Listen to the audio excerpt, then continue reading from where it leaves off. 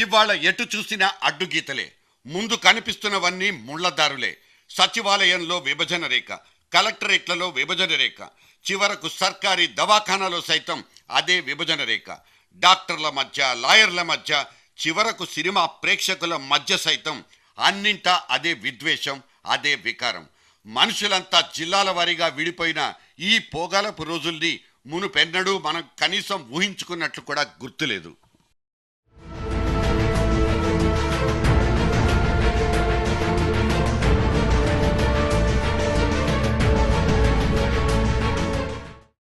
సీమాంధ్రులంతా సమైక్యవాదులు కాదన్నట్లే తెలంగాణలోని జనాభా మొత్తం వేర్పాటువాదులు కారన్నది అంతే నిజం.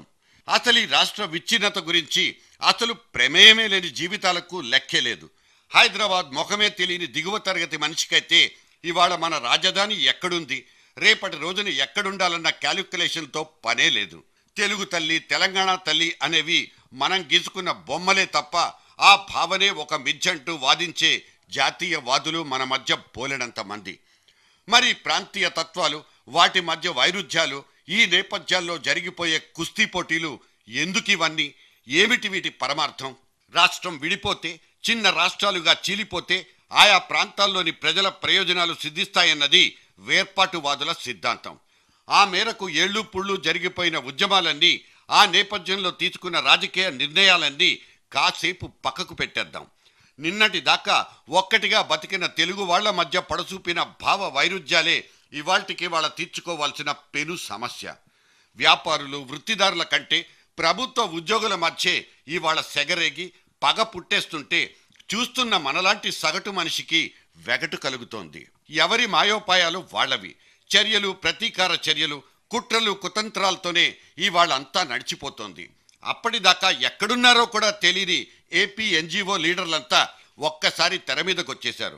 మెరుపు సమ్మంటూ చేతిలో ఫైళ్లను కింద పడేసి స్కూళ్లకు తాళం కప్పల్ని వేళ్లాడదీసి జన జీవనాన్ని స్తంభింపచేసుకున్నారు.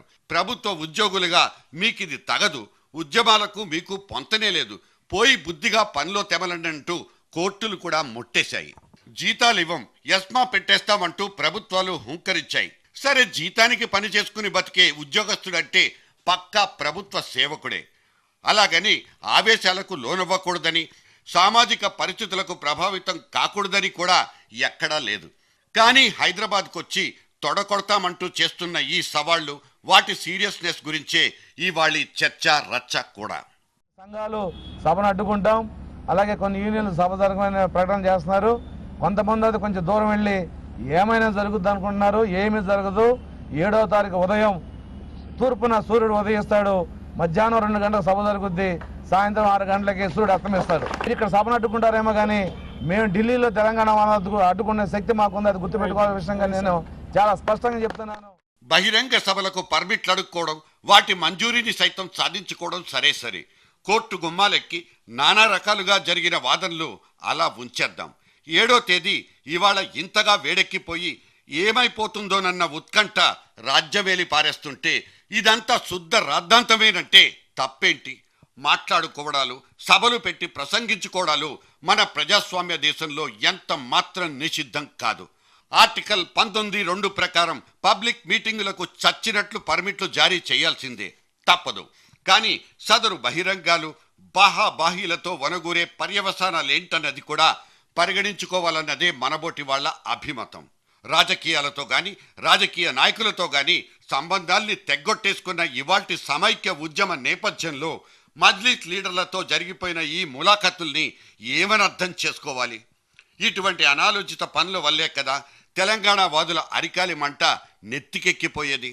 హైదరాబాద్లో సేవ్ ఆంధ్రప్రదేశ్ పేరిట సభ జరిపి ఆ సభ ముసుగులో రాయలసీమ గుండాలను, బెజవాడ రౌడీలను, సంఘ విద్రోహ శక్తులను తీసుకొచ్చి హైదరాబాద్లో అల్లర్లు సృష్టించి హైదరాబాద్ ప్రజల మధ్య విద్వేషాలను రెచ్చగొట్టడానికి, దీన్ని ఒక శాంతి భద్రతల సమస్యగా మార్చడానికి కుట్ర పన్నుతున్నట్టుగా మాకు అనుమానాలు కలుగుతా ఉన్నాయి.